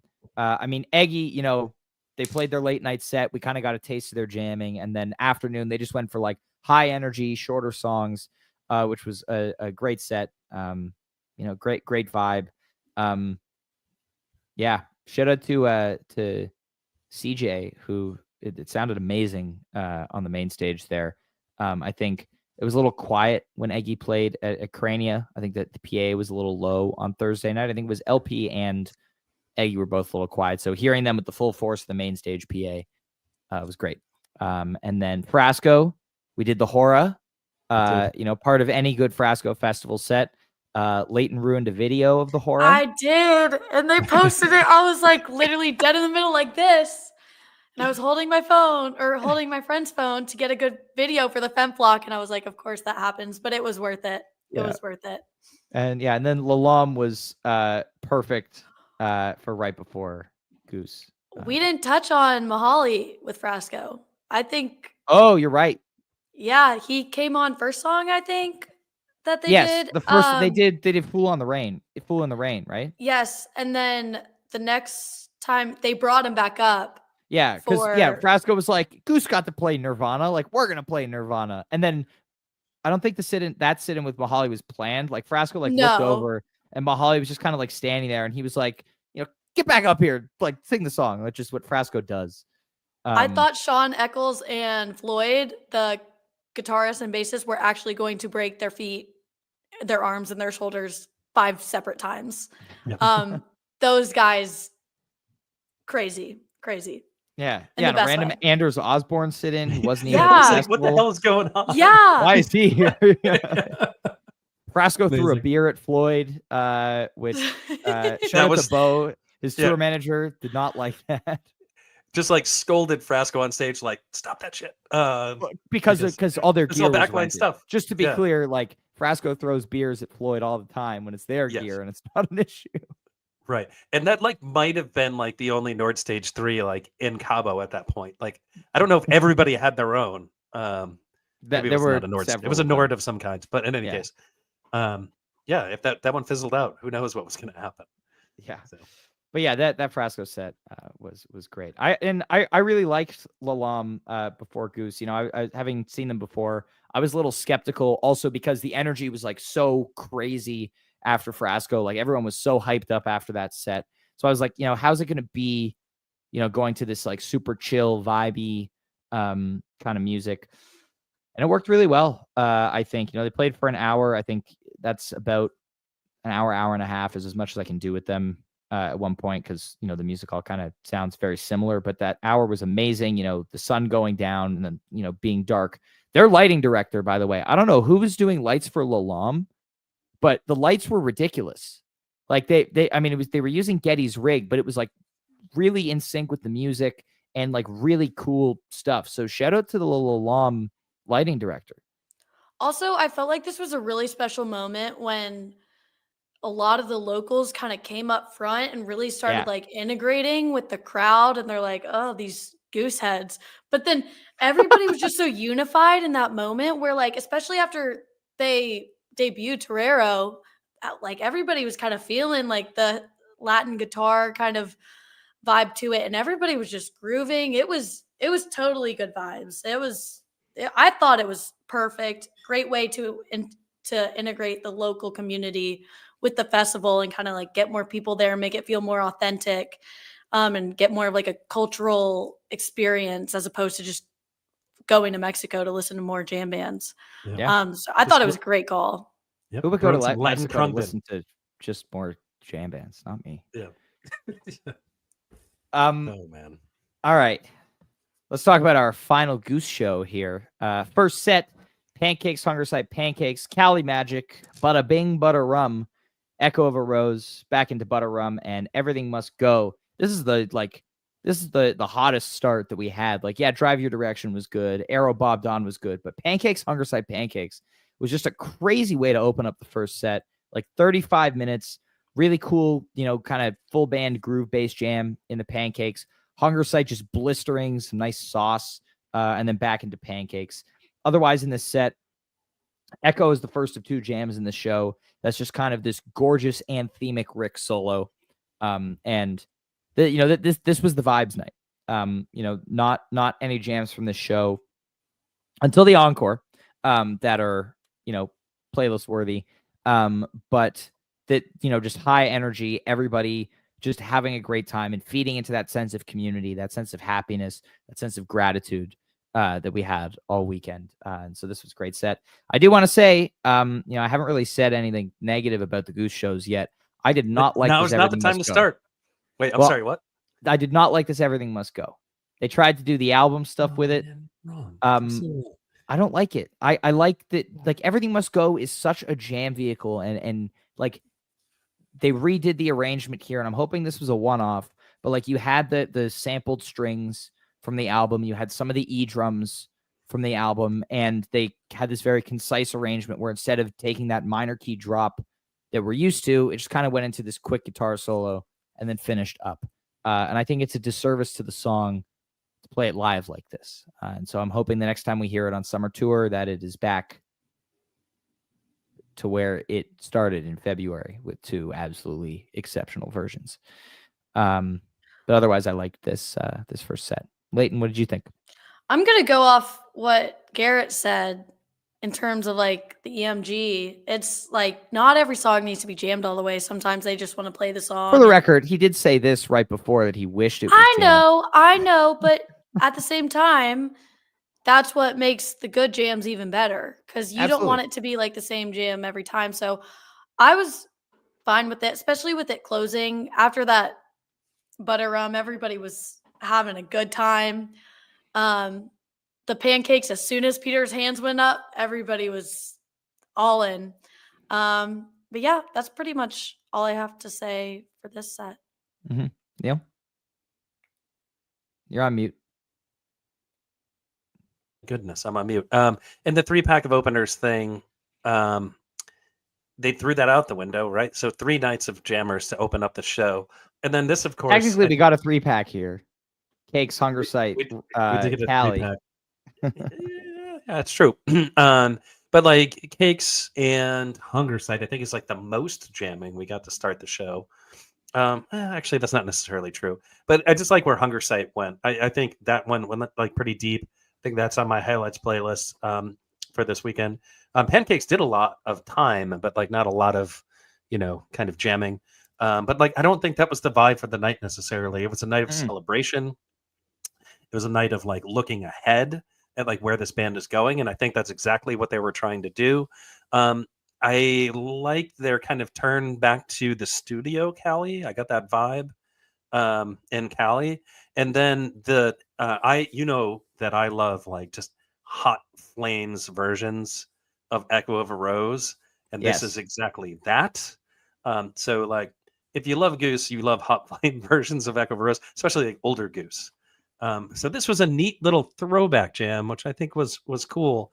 And then there's kind of the look ahead piece of the Everything Must Go. I don't necessarily think this was a miss, and it doesn't necessarily have to jam. I mean, they've played it several times without it jamming at all. Sure. And I think this set, just kind of zooming out a little bit and looking at it, is an excellent collection of music. There wasn't really a low point. I think Butter Rum, weirdly, was tastefully done and fit just in where it needed to. I know at the time I walked away from this set and I was like, fuck this, I'm out. And I went and sat under the umbrella and stared at it for an hour. But like, other than that, it was dope. But for the record, the umbrella at the back of the field, you can still very much hear the music. You just needed that vibe. It was a long day already at this point, at the end of a very long weekend. And that umbrella saved me. So there's there you go. Yeah. There you go. Second set. Lots of unfinished songs here. Feel It Now, Animal, Dustin Hoffman, 726, Dripfield, How It Ends, a Thatch encore. Leighton, let's throw it to you here for set 2. Yeah, Feel It Now was good. I like Feel It Now, but I think I've listened to it so many times that now it's kind of like becoming run of the mill for me, which might be a hot take. But the Animal was really good. I thought that they used to play it so much and then they kind of dialed it back a little bit like a few years ago. And like now that it has the energy again. I felt like it was getting kind of stale for a little bit, but the energy's back into it. And then the transition into Dustin Hoffman, I was ready for that one. I do wish that they had somebody come up and play horns though for it. They had many options. That was my one complaint because if there's any opportunity, it was that moment. So I do wish that happened, but still I was stoked to hear it live. Rick sounded so clear on his solos. Everything was perfect. A nice 726 come down. And then I did like how they did How It Ends. I knew that once they started playing How It Ends that they were going to do an encore because there was no way that they were going to end that weekend with How It Ends. But I think it's a perfect song, kind of like encapsulates the whole weekend perfectly, and everybody was just kind of unified. And then everybody got absolutely crazy for the Thatch. It was awesome. I got a little crazy. Feel It Now. You did some running around. Well, that was yeah. So first part of the set, I mean, as you said, Leighton, Animal was very stale for a very long time. I think for us in particular, people who listen to every single note of every show. Still always a fun song, but it was like, here's another Animal that they're going to play for 15 minutes and not really do anything with. This is a 14-minute Animal that does a lot, very similar to the Milwaukee version in February, that it's just this beautiful, emotive Rick solo. But it kind of goes outside the standard jam, this beautiful, beautiful sustained peak. Love that. And then, just unfinished, slide right into Dustin Hoffman. Super excited about this. Was singing very loudly. Rick already changed the lyrics. I love that, he does this. Like the album just came out, first time playing it, and it's already like, no, I've already changed a line of the lyrics from the studio version. So I thought that was funny.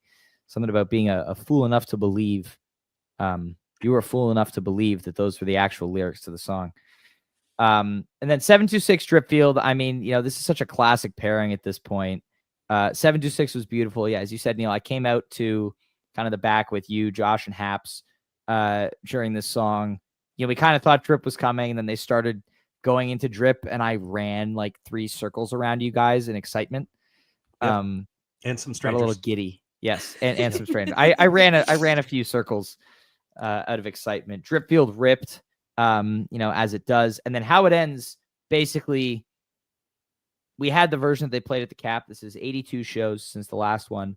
And they added just this long, amazing guitar solo to it that wasn't in the last one. And this was like Rick leaving it all out there. He's like, this is my last kind of big guitar solo of the weekend.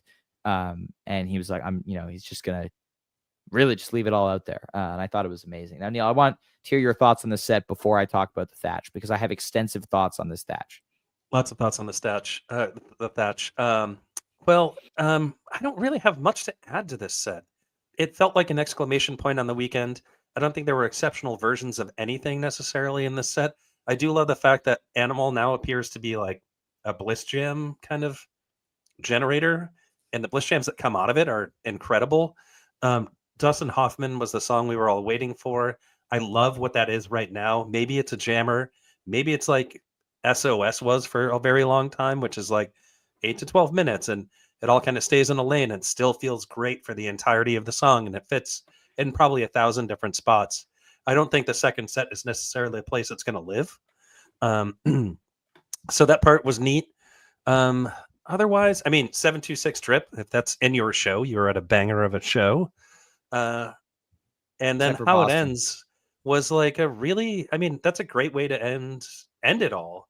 And it felt like I had like a super emotional moment there where it was just like, I had all these experiences with all these people. And like, I can't say enough just how connected I felt to all of my friends there, friends that I had years before going in, friends that I made while I was there. And then I wasn't with you all for this. I was kind of in the back because I was spent. And still I was just kind of feeling that connection. It was like just a nice way to end it. It really was. So it was a great set. It was like an all-timer. No, I don't think I was expecting all-timers at all through this whole thing. But I love the way that this played out. On paper, really, really great. Speaking of on paper, special correspondent Garrett Dorfman has just sent me a picture of the written set list for this show. Only change was for the encore. They were planning on doing SOS Thatch Dawn, which is interesting. I like the just Thatch encore instead. Yeah, it worked out. I agree with everything you said about the friendship and kind of all the people and stuff. But let's talk about this jam.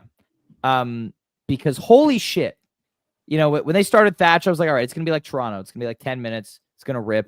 Everyone's going to be happy. Everyone's going to, go to the late night.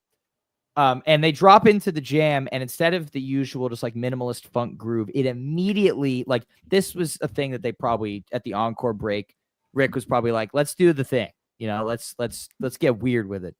And this is not like, sometimes some weird jams can be just like kind of like dissonant, kind of more of a free jazzy space where they're all just kind of like making noise and being weird.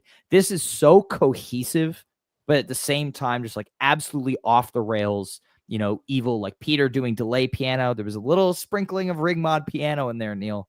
It was there. But just like Rick getting weird. Cotter, absolutely the MVP of this jam, just a machine for this entire like 19-minute thing. And it's just, it was so good. I started cackling, fairly quickly. Yep. As I do. And then one of my favorite parts was when they like crushed right back into Thatch, and then Cotter did like a little thing, and then the double time, and then they went back into the weird for another minute. This is on my playlist for sure. Neil, you kind of said that it wasn't. I don't understand how this can not make your playlist.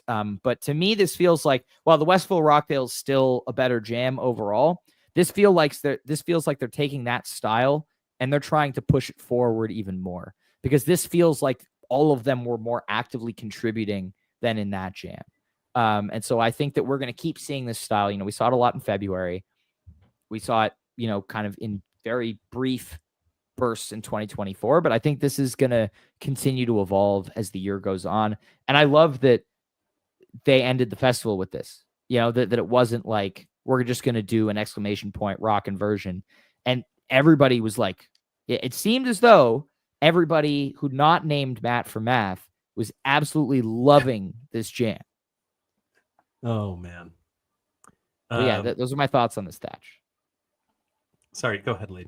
Your thoughts. No, I agree with everything you said. I like how weird it got so fast. Honestly, I felt like it was the perfect way to summarize the weekend. Like eventually, like everybody's just thrown into this experience, and then it turns into something beautiful. It just felt like the perfect way to encapsulate the weekend. And then I liked the built-up tension at the end, and then the just break free. That part was.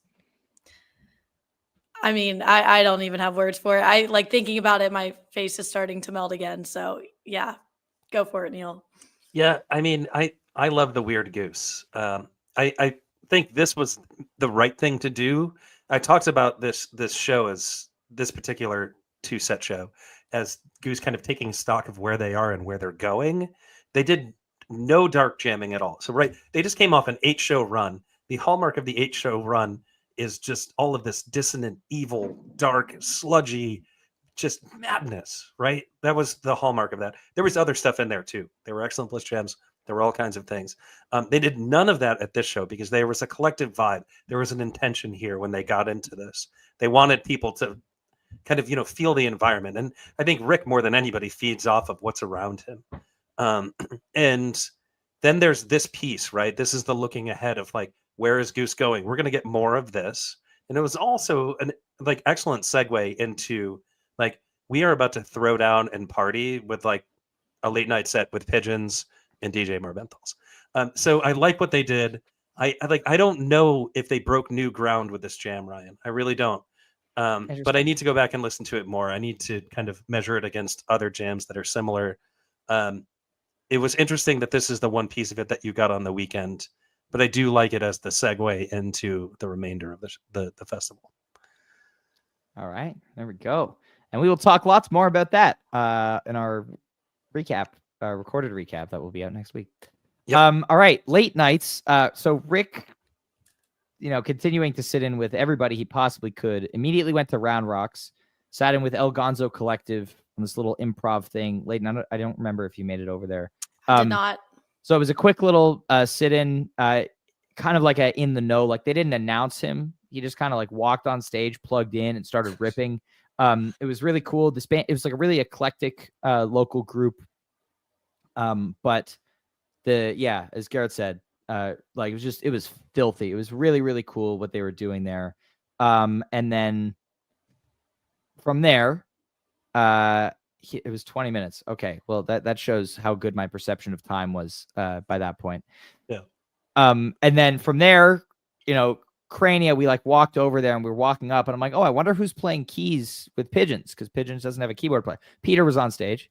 So for a nice Show Me song, great synth from Peter. And then Rick came up, 20-minute version of Poseidon. Pretty cool, kind of these are like throwback sit-ins to 2020. When Goose and Pigeons were sharing the stage together all the time. There were a number of sit-ins on that tour, on that winter tour.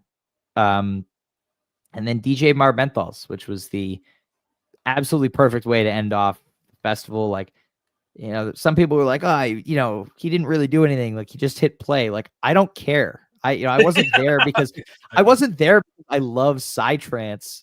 I was there for the bit. Like I was saying like 95% of the people at this set right now are here because of the bit. And it's amazing. Like the whole mystique of DJ Marbentals, that for those who don't know, it started a bingo tour. It was on the schedule for, I think it was after night 3, like before night 4, it was like the late night stream set. It was like DJ Marbentals psytrance set. And we were all like, who the hell is that? And during the DJ set, they like distorted his face. Like it was there were like all sorts of visuals. So it was like, it was a thing. And then Trevor wore the outfit for the show the next night. But yeah, getting to do this and then ending the whole festival with all of the band and crew on stage behind Trevor smoking cigarettes. was just it was an amazing moment, and just hundreds of people still being there at 3:15 in the morning when Trevor finally finished the set, and just cheering, and just kind of like this vibe of like, we don't really want to leave. And I think that was like, we all kind of knew, and I think I could feel from them as well. It was like, this was absolutely incredible weekend. And I there's already like, are we going back next year? I hope so. But Leighton, what were your thoughts on the late nights? I think I just have to skip over pigeons and go straight in. That's fine. To Marmenthal's, because everybody, let's be real, everybody was anticipating like, okay, what is he about to come up here and do? And he was wearing like Trevor was wearing like a reflective set, like a jacket and pants of some sort. And he gets up there, and check out, we posted a video on our TikTok at FemFlock Talk, and it's like a video of like some of the things that Trevor was doing, and it perfectly encapsulates like his set. There are parts where he has people saying like repeat after me, cockle doo doo doo, and then like no, yeah, it was like, here's the thing. Next time, instead of howling at the moon, we're all gonna say cock-a-doodle doo. Really? Like, yeah, and then just like a drop like off of that. And you would just look around in this moment, and you'd be like, what is he doing? What the hell is going on? But everybody was like, there's no other way that it would be allowed to end this, like, the festival this way. And then when everybody came up and like was having fun, and they were throwing like cigarettes everywhere, the best part was like everybody starts like kind of huddling around each other, and then everybody lights a cigarette. If Rick is lighting a cigarette, that he is letting loose and have fun, and there is no end. And honestly, I think that the best part at the end of it was like them all walking off stage. I'm just glad that like, I hope that production went and like had a great rest of their night, because they did such an amazing job. And like having everybody, like part of the crew, go up on stage and like be behind Marb Menthal's and just kind of like be a unified force. It was such a special moment. It was a weird moment, but it was really special. But it was amazing. And I think this should and will be an annual fixture for the final set of the festival.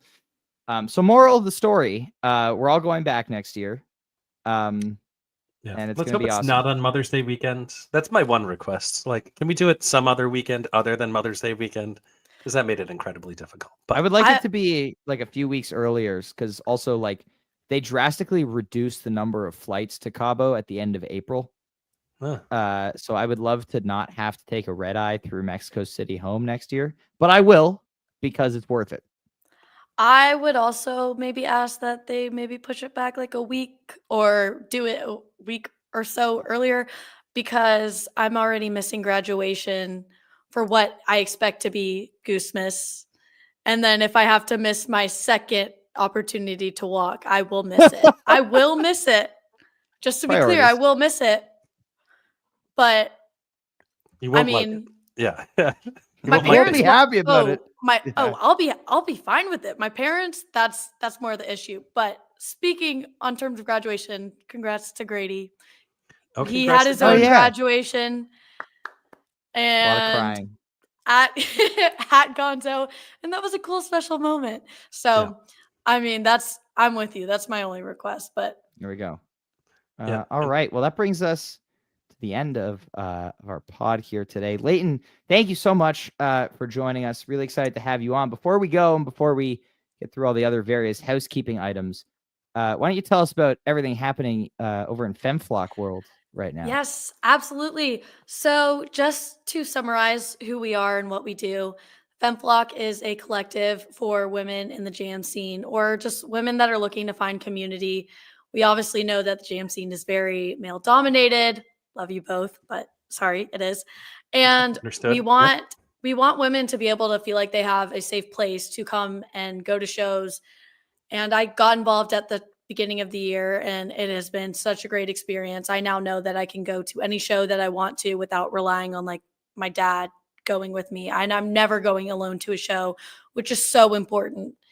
And it's such a great community. We have community events before the shows. Like, for example, like we helped out with the Grand Rapids flow down, so to speak. And I know Jess helped with Night Zero last year before Goose Miss. So we're always around. We're passing out stickers. We just want everybody to feel welcome. You can be a woman, you can be LGBTQ plus, like everybody is welcome. And we want to really emphasize that. But more importantly, or more as of lately, we have just released an episode last week with Karina Reichman, and it is a great episode. She is so entertaining, and she talks about all sorts of things, and you can never be bored with Karina. So please follow us on our Instagram at the FemFlock and our TikToks and Blue Skies, and you can stay updated with us. We're always doing things, and we want to hear from you. We want you guys to reach out and share any information or photos, whatever you have. We want to be a part of it. We want to promote it. Yes, and we are just more than a podcast. We're a full community, and we want you to join in. So I really appreciate the boys for letting me come on and nerd out a little bit. And after this, you should go listen to our Karina episode because it's really fun and it's really good. There you go. What can I plug one more episode? Yes, please. So the Megan Gliona episode, Megan from HF Pod, who has been on our show a bunch of times and is a dear friend, also did an episode with you guys. Also, my mom. Yes. Also, my mom was Ryan's also mother. on Flock Talk. So yeah, go check him out. Yeah, lots of great content. Yes, amazing. All right, and coming up, as I mentioned at the beginning, just in case you forgot, we will be recording a winter tour, Luna Luna Jazz Fest and Viva El Gonzo recap this Friday. All four of us, myself, Neil, Jive, and Kev. It will be long. It will be nerdy. There will be a lot of nonsense because we haven't done an episode like this since November. So we are overdue. So get ready for that coming at you next week. And stay tuned to our socials on Friday during the day for the mail sack. It will be a very wide-ranging mail sack, a large mail sack, if you will, for this episode. So stay tuned for that. We want to hear from you, of course. And we are now less than, get it together, Neil. Come on. No, I can't. We just had this whole thing, and then and then you did that. Mail sack. Okay. Summer Tour is less than 2 weeks away. We are 13 days away from the first show of Summer Tour in San Francisco. And day after shows will be happening, of course, throughout the tour. So look for that. We are going to be a little bit flexible with the time this tour. We're going to see how that works. So stay tuned to our socials. Also to whatever, if you're watching this on YouTube right now, subscribe on YouTube if you want to turn on your notifications so you don't miss broadcast. Feel free to do that. But we will be live after every show this tour, of course. Leighton will be joining us for a few of those, which is going to be a lot of fun. And I don't know about you, Neil, but I'm in the pre-tour mode where I can't wait to be podcasting for 5 days a week pretty soon. Yeah, I generally am excited to do that in advance. Yes, and then by July we will welcome the break. Dead. Yep. But it's going to be awesome. Jive Goose is here. Hi, Jive Goose. Yes. What did I miss? Not much. Nothing. Really. Or everything. I don't know. Yeah. Hard to say. Well, we'll talk about it on Friday. Anyway, thank you everybody so much for joining us on this Wednesday evening. Leighton, thank you for being on and chatting with us. It's been a pleasure. Absolutely. Everybody, enjoy the rest of your week. We will see you very, very soon. And go play Fantasy Goose also. Do that. Are you Shomer Shabbos? Do you want to play Fantasy Goose on the Shabbos? You can now select multiple shows ahead. So if you can't use the internet on Shabbat, you can still play every Fantasy Goose. Like Walter Sobchak, who does not roll on Shabbos. Yes. He could roll in advance of Shabbos now. Because crazy. It now has Shabbos mode. Yeah. So there you go. Shout out to, what was it? Abe, who reached out to you asking Abe. about a Shabbos mode? Yeah. Shout out to Abe for reaching out and asking about a Shabbos mode. All right. We love you all. Thank you so much. We will see you on Wednesday, May 28th for our first day after show for San Francisco. Everybody, enjoy the rest of your week. Enjoy the rest of your weekend. Safe travels to the beginning of tour if you're going. We'll see you very soon. Peace.